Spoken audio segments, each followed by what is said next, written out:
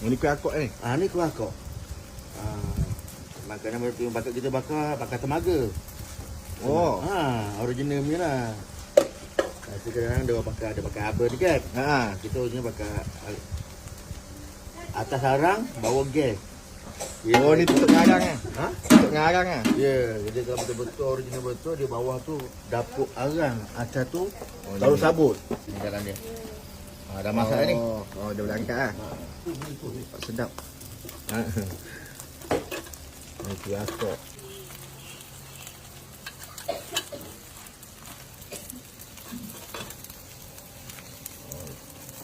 Ni apa? Ni buluh panggang. Oh, peluk panggang. Ni buluh panggang. Bayar perkarang eh? Semua pakai arang. Dalamnya isi ikan. Isi ikan? Isi ikan. Ni sama kan?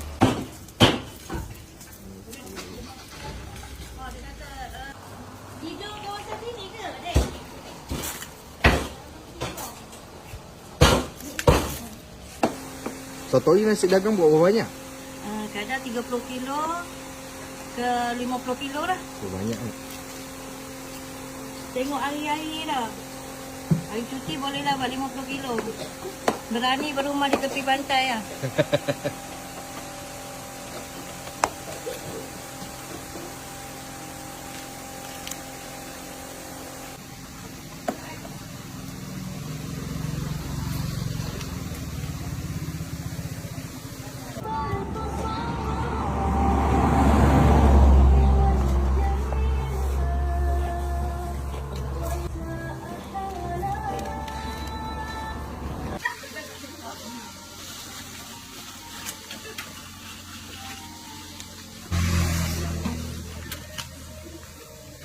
Kata goreng, kata bakar.